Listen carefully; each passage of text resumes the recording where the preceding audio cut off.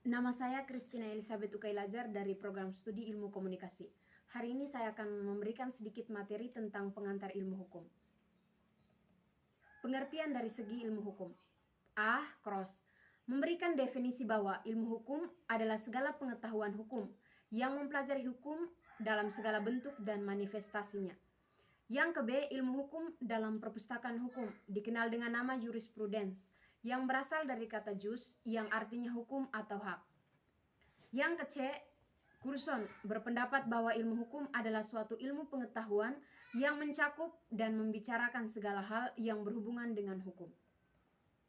Di sini juga saya akan memberikan sedikit tentang cabang-cabang ilmu hukum yang termasuk di dalam ilmu hukum. Menurut G. van Apeldoorn berpendapat bagian ilmu hukum terdiri dari sosiologi hukum, sejarah hukum, dan perbandingan hukum. Menurut J.B.H. Belfroid membagi ilmu hukum atas dogmatik hukum, perbandingan hukum, sejarah hukum, dan ajaran hukum umum. Pendapat para pakar hukum.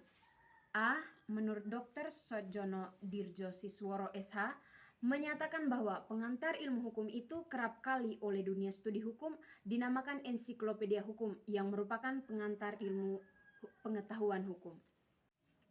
Di sini ada sejarah singkat pengantar ilmu hukum. Pengantar ilmu hukum berasal dari terjemahan bahasa Belanda, Inleiding to the Rechtswetenschap. Istilah ini dipakai pada tahun 1920, yaitu dimasukkan dalam Hoger Orders Wet atau Undang-Undang Perguruan Tinggi di negeri Belanda. Peran dan fungsi pengantar ilmu hukum. Memberikan introduksi atau memperkenalkan segala masalah yang berhubungan dengan hukum. Yang ke B, memperkenalkan ilmu hukum, yaitu pengetahuan yang mempelajari segala seluk-beluk daripada hukum dalam segala bentuk dan manifestasinya. C, mengkualifikasikan mata pelajaran, pendahuluan, pembukaan ke arah ilmu pengetahuan hukum pada tingkat persiapan. Kita lanjut. Hukum sebagai objek ilmu hukum. Arti hukum dari segi hukum. Kata hukum berasal dari bahasa Arab dan merupakan bentuk tunggal. Kata jamaknya adalah alkas yang selanjutnya diambil alih dalam bahasa Indonesia menjadi hukum. Yang berikutnya ada kata rege dari segi rege. Rege berasal dari kata rectum bahasa Latin yang mempunyai arti bimbingan atau tuntutan atau pemerintah. Yang ke D, ius. Kata ius berarti hukum, berasal dari bahasa Latin iubere, artinya mengatur dan memerintah. Yang berikutnya lex. Kata lex berasal dari bahasa Latin dan berasal dari kata legere. Legere artinya mengumpulkan, ialah mengumpulkan orang-orang untuk diberi perintah. Definisi hukum oleh berbagai pakar. Menurut Profesor Dr. P. Borst. Menurut Borst, hukum ialah keseluruhan peraturan bagi kelakuan atau perbuatan manusia di dalam hukum, di dalam masyarakat, yang pelaksanaannya dapat dipaksakan dan bertujuan mendapatkan tata atau keadilan. Yang berikutnya menurut Profesor Dr. Van Kan, dalam bukunya yang terkenal Inleiding to the Rechtswetenschap, juris dari negeri Belanda ini mendefinisikan hukum sebagai berikut. Hukum adalah keseluruhan peraturan hidup yang bersifat memaksa untuk melindungi kepentingan manusia di dalam masyarakat. Kita lanjut. Di sini ada peran dan fungsi hukum. 1. Memberikan introduksi atau memperkenalkan segala masalah yang berhubungan dengan hukum. 2. Menjelaskan tentang keadaan, inti, maksud, dan tujuan dari bagian-bagian yang penting daripada hukum, serta bertalian antara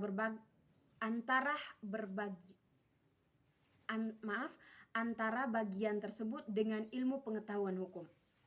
Yang ketiga, memperkenalkan ilmu hukum sebagai pengetahuan yang mempelajari segala seluk-beluk daripada hukum dalam segala bentuk dan manifestasinya.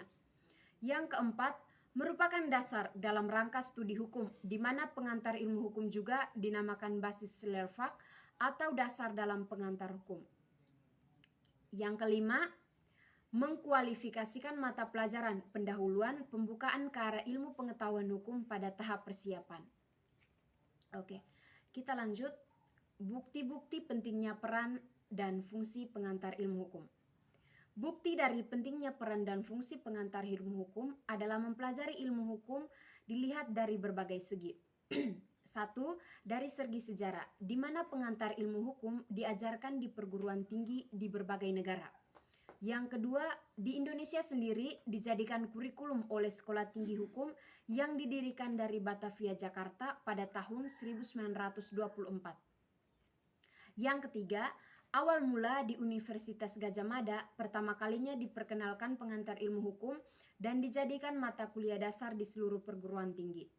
Yang keempat, adanya surat keputusan Menteri Pendidikan dan Kebudayaan pada tanggal 30 Desember 1973 nomor 0198-U-1973 yang intinya menyebutkan bahwa di tingkat permulaan Fakultas Hukum Negeri maupun swasta, mata kuliah pengantar ilmu hukum ini harus dicantumkan dalam kurikulumnya sebagai salah satu mata kuliah yang berhubungan secara langsung dengan ilmu hukum. Yang kelima, menurut keputusan Koordinator Perguruan Tinggi Swasta pengantar ilmu hukum merupakan mata kuliah ujian negara.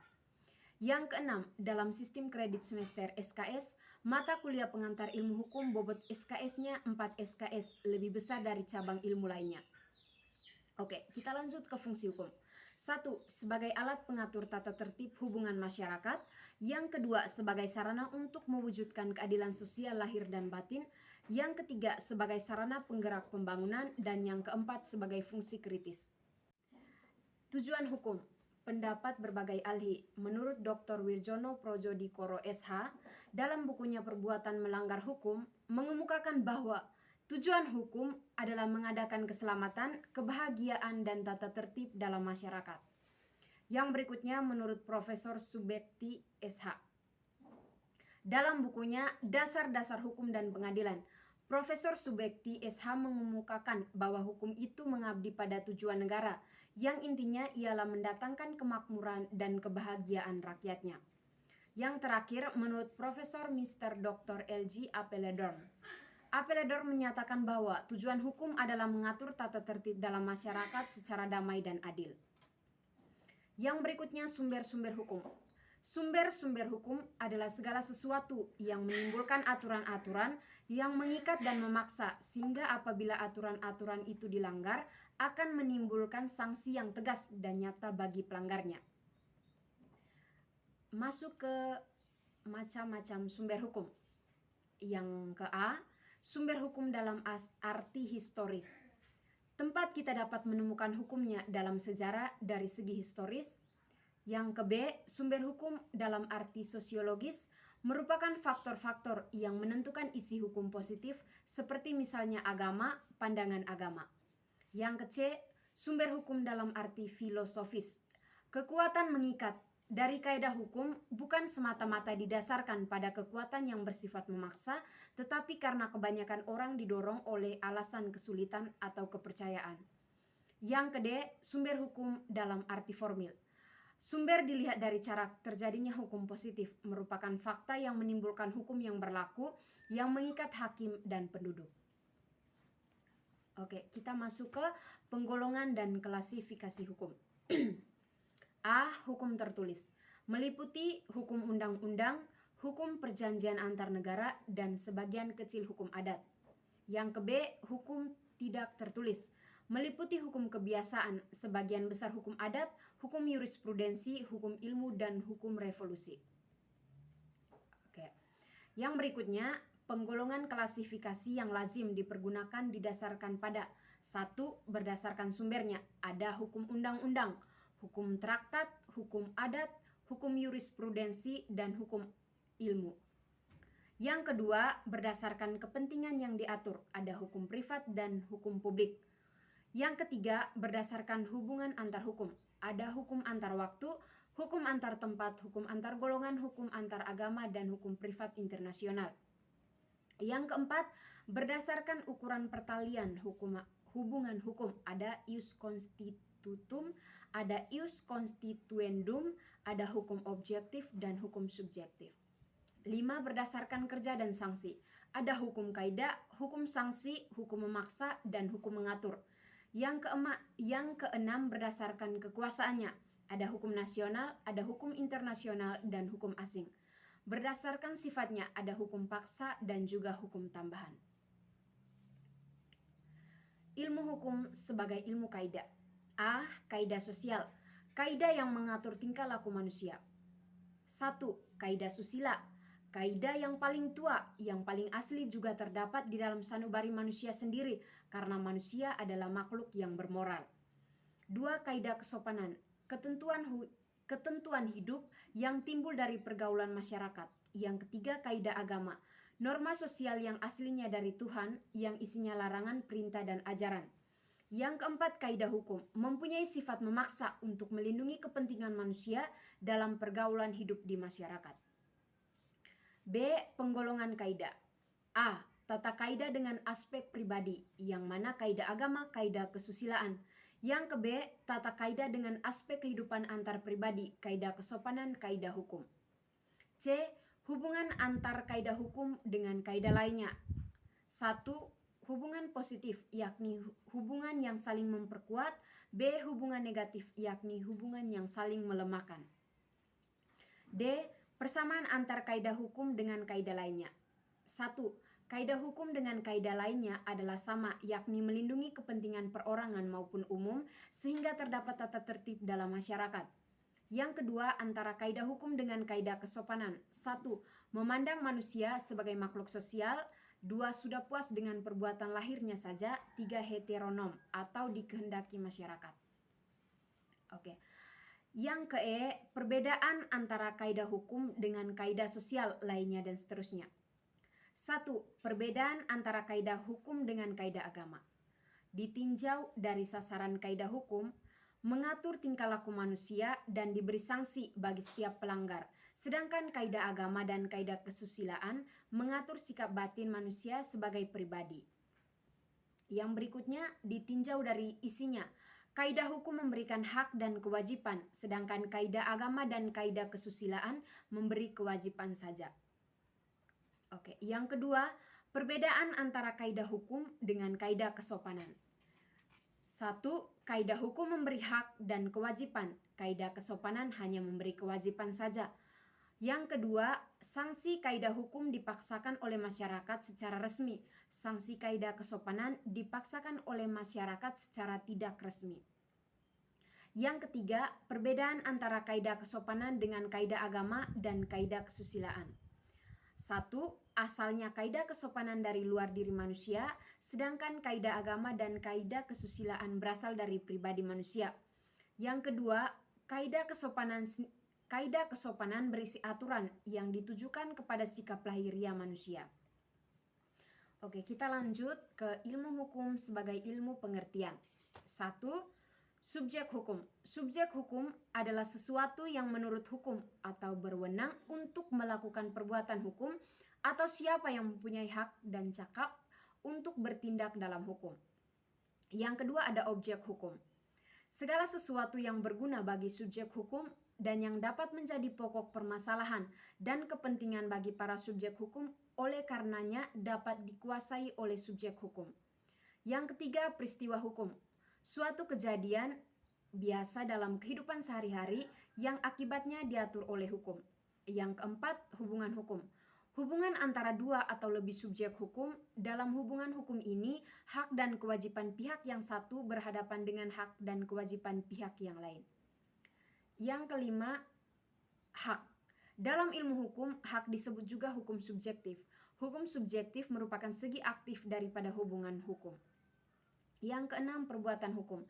Setiap perbuatan manusia yang dilakukan dengan sengaja untuk menimbulkan hak dan kewajiban. Yang ketujuh, bukan perbuatan hukum. Perbuatan hukum yang tidak dilarang oleh hukum. Perbuatan ini menjadi akibat hukum yang tak tergantung pada kehendak perbuatan yang dilarang oleh hukum. Sesuatu perbuatan yang menimbulkan kerugian pada orang lain yang mewajibkan si pelaku yang bersalah untuk mengganti kerugian yang telah ditimbulkan.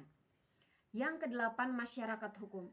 Sekelompok orang yang hidup dalam suatu wilayah tertentu, di mana di dalam kelompok tersebut berlaku suatu rangkaian peraturan yang menjadi tingkah laku bagi setiap kelompok dalam pergaulan hidup mereka.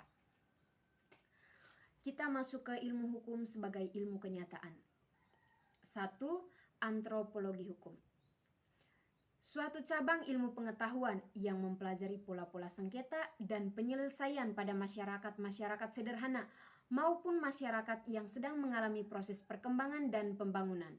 Studi antropologi hukum dapat dikatakan belum lama dan baru timbul pada abad ke-19, sewaktu ada usaha-usaha untuk meneliti dasar-dasar hukum di Eropa, yaitu antara lain dengan jalan membandingkan sistem hukum masyarakat yang masih dianggap dalam tingkat sederhana di luar Eropa.